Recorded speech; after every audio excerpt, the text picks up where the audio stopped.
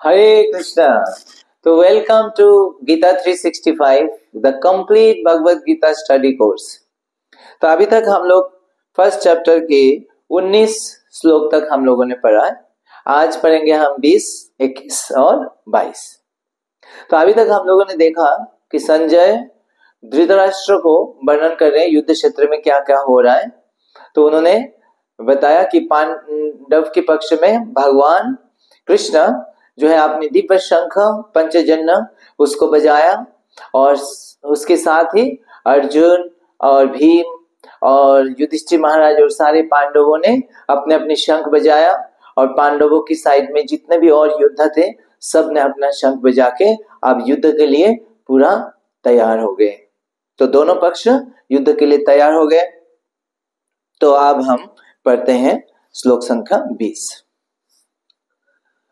अथ व्यवस्थितान् दृष्टा धार्तराष्ट्रान् कपिध्वजा प्रवृत्ते शस्त्र संपाते धनुर्युद्धं पांडवा ऋषिकेशां तदा वाक्यम् इदम् आह महीपते।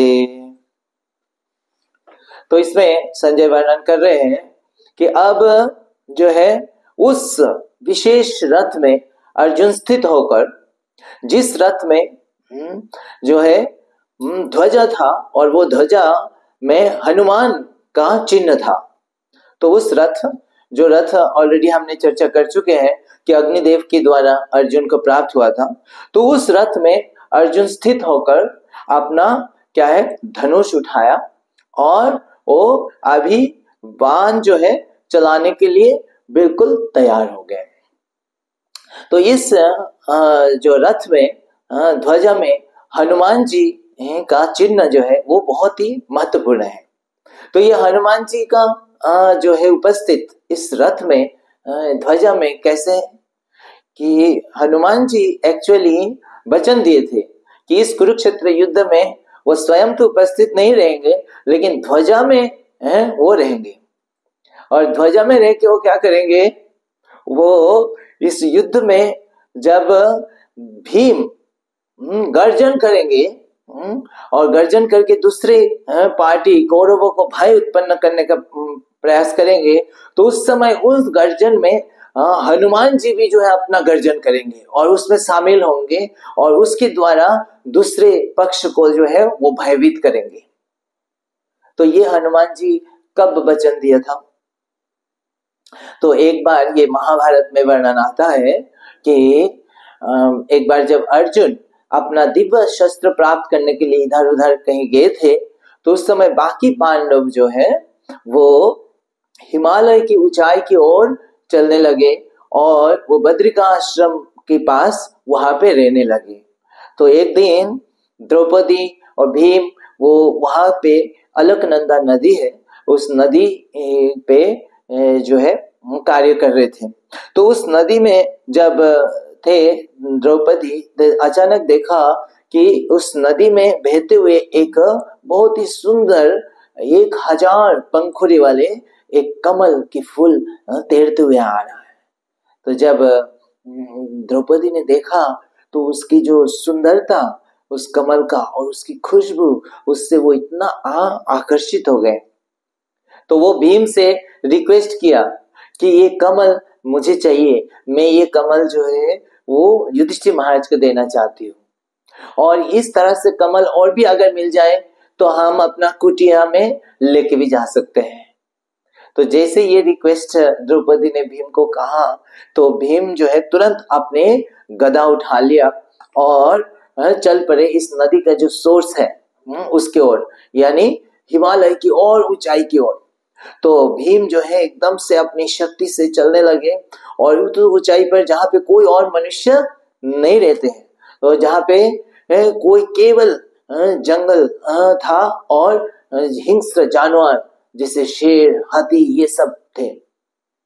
तो चलते चलते जो है भीम ऊंचाई पर चल रहे और कैसे चल रहे थे, अपने गर्जन करते करते हुए चल रहे थे।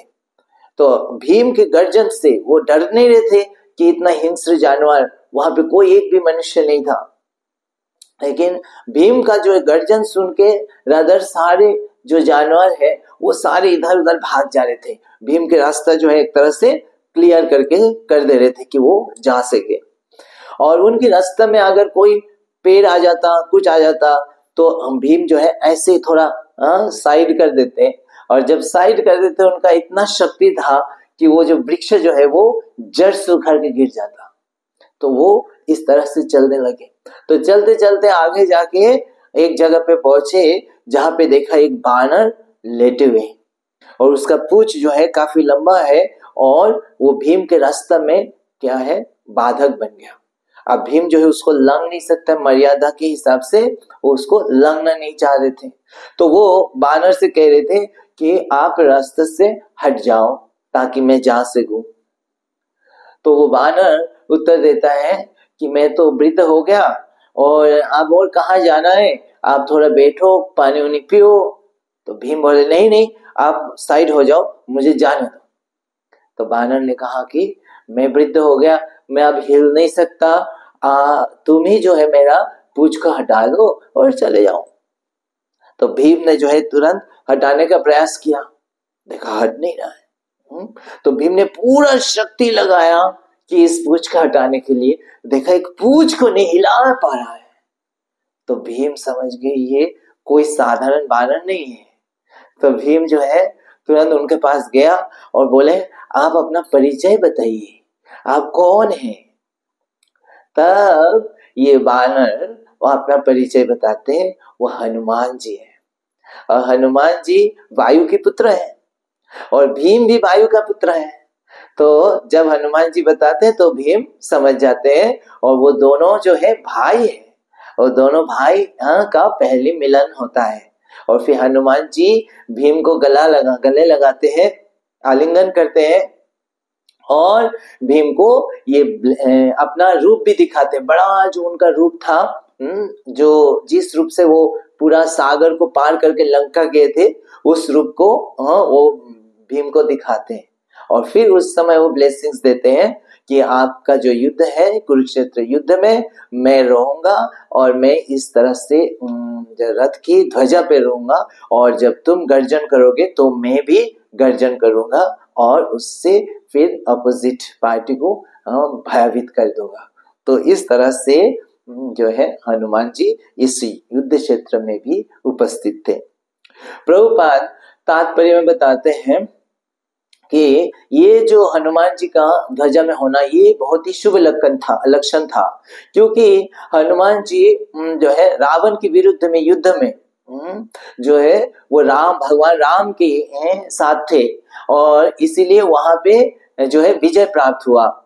तो यहाँ पे भी इस युद्ध क्षेत्र में भी हनुमान जी प्रेजेंट है और भगवान राम भी प्रेजेंट है। तो भगवान राम वही कृष्ण है, भगवान कृष्ण ही भगवान राम है। तो वो दोनों ही अर्जुन के रथ में ही उपस्थित है। तो हनुमान जी ध्वजा में और भगवान कृष्ण जो है सारथी के रूप में अर्जुन के रथ में उपस्थित है।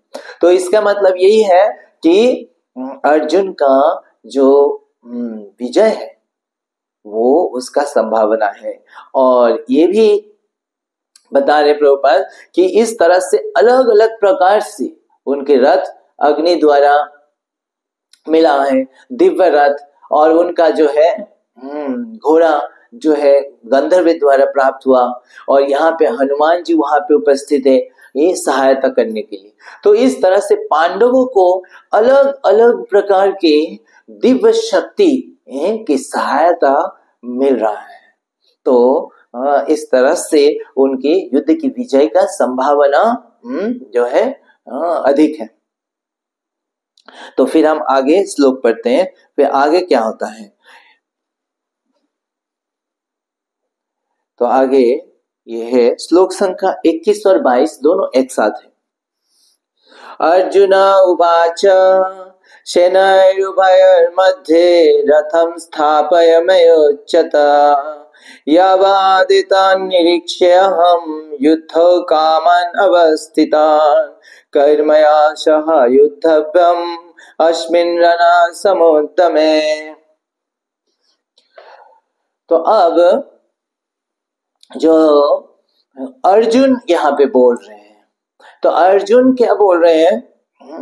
वो भगवान को संबोधन करके वो बोल रहे हैं। तो अर्जुन तो अभी बाण को छोड़ने ही वाले थे, बस छोड़ ही रहे थे, लेकिन उनके मन में कुछ आया बात, और उन्होंने जब ये कौरव सेना को ऊपर बाण चलाने वाले, तो उनके मन में एक आया कि वो बाण छोड़े या ना छोड़े। तो उन्होंने उस समय फिर भगवान कृष्ण को कहा। तो उस समय यहाँ पे ये आ रहा है वर्णन कि अर्जुन जो है भगवान कृष्ण को एक तरह से क्या कर रहे हैं, वो भगवान कृष्ण को बोल रहे हैं। क्या बोल रहे हैं? भगवान कृष्ण को बोल रहे हैं कि आप जो है इस रथ को लेके जाइए और ये दोनों सेनाओं के बीच में जाके जो है रखिए। मैं देखना चाहता हूं कि ये दोनों पक्ष में कौन कौन उपस्थित है, मैं देखना चाहता हूं। तो यहाँ पे जो है अर्जुन भगवान को एक तरह से आदेश दे रहे हैं। इसे लग रहा है कि भगवान को ऑर्डर दे रहे हैं, लेकिन ये ऑर्डर भगवान को दे रहे हैं ऐसे लग रहा है। तो कोई सोच सकता है कि भगवान जो है ये ऑर्डर तो भगवान अपनी उनको देते हैं, भक्तों को देते हैं, सबको देते हैं ऑर्डर, और सब भगवान की सेवा के लिए तैयार रहते हैं, उनके ऑर्डर को पालन करने के लिए। लेकिन यहाँ पे देख रहे अर्जुन भगवान को ऑर्डर दे रहे हैं और भगवान जैसे मानो कि उसको करने के लिए तैयार है, सेवक की तरह भगवान कार्य कर रहे हैं। तो कैसे समझे, क्या अर्जुन भगवान से भी ज्यादा शक्तिशाली है? तो ऐसे कोई सोच सकता है, पर ऐसा नहीं है।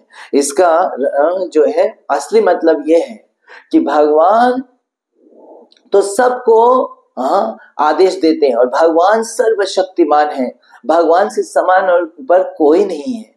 लेकिन भगवान का एक विशेष गुण है, भगवान अपने जो भक्त हैं, जो समर्पित भक्त हैं, जैसे अर्जुन जैसे, पांडव जैसे भक्त हैं, तो भगवान ऐसे भक्तों को सहायता करने के लिए, उनकी सेवा करने के लिए तैयार रहते हैं।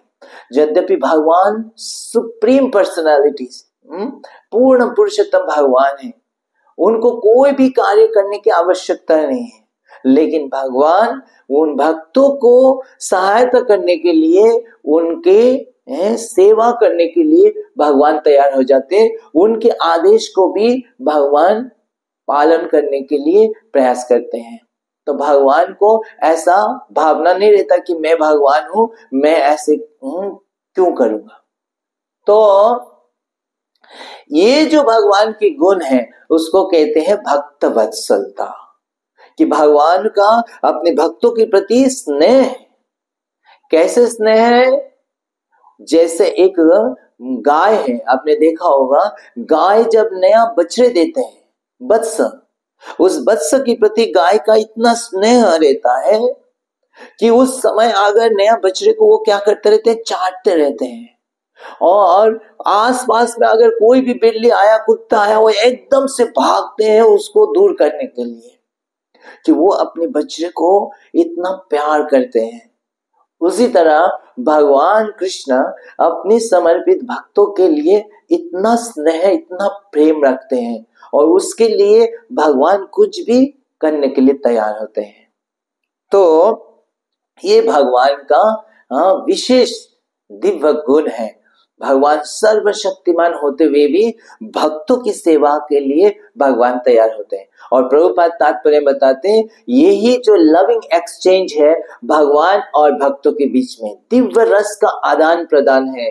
तो भक्त जो है हमेशा भगवान की सेवा के लिए तैयार रहता है और सेवा के लिए उत्सुक रहता है, और भगवान भी हमेशा भक्तों की रक्षा के लिए और भक्तों को सहायता करने के लिए तैयार रहते हैं। तो यहाँ पे अर्जुन भगवान को अच्युत नाम से संबोधित करते हैं। ये नाम भी बहुत ही महत्वपूर्ण है। इस अच्युत का मतलब वो है जिनका पतन नहीं होता है, इनफॉलिबल, जो अपनी पोजीशन में फिक्स रहते हैं। तो भगवान को अच्युत क्यों कहा गया कि एक तो यही है कि भगवान का जो ये भक्त वत्सलता गुण है कि भगवान पूर्ण पुरुषोत्तम ऑल पावरफुल भगवान होते हुए भी यहाँ पे इस युद्ध क्षेत्र में वो भक्त वत्सल गुण दिखाने में वो पीछे नहीं हटे, और अर्जुन के आदेश को पालन करने के लिए तैयार हो गए। वो खुशी खुशी अर्जुन के रथ को चलाने के लिए तैयार हो गए। तो ये वो अपनी जो भक्त वत्सलता से पीछे नहीं हुए। और दूसरा मतलब ये है कि भगवान अपने अगर यहाँ पे सारथी के रूप में भी है, रथ को चलाने के रोल में भी है, लेकिन भगवान की जो पावर है वो उससे कम नहीं हो जाता है। भगवान की जो शक्ति है अनलिमिटेड, वो इस रोल में भी वो बने रहते हैं। तो भगवान भगवान ही रहते हैं, वो अपने पद से च्युत नहीं होते हैं, इसलिए उनका नाम अच्युत है। तो इस रूप से वो भगवान को संबोधित करते हैं। और फिर यहाँ पे जो अर्जुन वो कह रहे हैं कि मैं एक बार देखना चाहता हूं कि इस कौरव के पक्ष में कौन कौन सेना है, यहाँ पे युद्ध की इच्छा लेके आया है, मैं देखना चाहता हूं। तो प्रभुपाद तात्पर्य में कहते हैं कि अर्जुन वो क्योंकि शुद्ध भक्त है, तो शुद्ध भक्त की हृदय हमेशा क्या होता है, कोमल होता है। वो अननेसेसरी जो है किसी को नुकसान नहीं करना चाहते हैं, किसी को कष्ट नहीं देना चाहते हैं। तो इसलिए अर्जुन कभी चाहते नहीं थे कि उनके भाई, उनके जो कजिन, उनके रिश्तेदारों के साथ उनको युद्ध करना पड़े और वो उनको मारना, वो कभी चाहते नहीं थे। वो इसीलिए हमेशा जो है कहीं एक कष्ट जो है कौरव के द्वारा दिया गया, वो कष्ट को सहन करते रहे और शांति पूर्वक जो है एक समझौता करने का प्रयास कर रहे थे। चाहे उनका थोड़ा नुकसान भी हो जाए, वो कोशिश कर रहे थे कि ऐसे युद्ध उनके साथ ना करना पड़े। लेकिन दुर्योधन इतना ढीठ थे अपने उसमें स्वार्थ को लेके कि अर्जुन को एक तरह से मजबूरी हो गया कि इस युद्ध में आने के लिए। तो अर्जुन पूरा तैयार थे युद्ध करने के लिए, बाण को छोड़ने के लिए, लेकिन फिर भी सोचे कि मैं किसकी ओर बाण चलाने वाला हूं, एक बार देख लो वो लोग कहाँ है, कौन है, और ये एक बार मैं देख लूं। तो यहाँ पे ये भी एक अर्जुन की मानसिकता की कोमल मानसिकता का परिचय मिलता है। अर्जुन सोच रहे हैं कि अभी भी युद्ध करूं या नहीं करूं, उसमें थोड़ा इनडिसिशन है, तो वो अभी देखना चाहते हैं। तो छोड़ते हुए भी बाण को छोड़ा नहीं और कृष्ण को कहा कि चलिए दोनों सेनाओं के बीच में रथ को रखिए, मैं एक बार देखना चाहता हूं। तो इस तरह से ये श्लोक हमने आज पढ़ा है। तो आज हम यहाँ पे विराम देते हैं। अगली सेशन में हम पढ़ेंगे श्लोक संख्या 23 और 24। तो ये दोनों श्लोक पढ़ के आप आइएगा, फिर हम मिलेंगे अगली सेशन में। हरे कृष्णा। ग्रंथराज श्रीमद् भगवद गीता की जय। जगत गुरु श्रील प्रभुपाद की जय।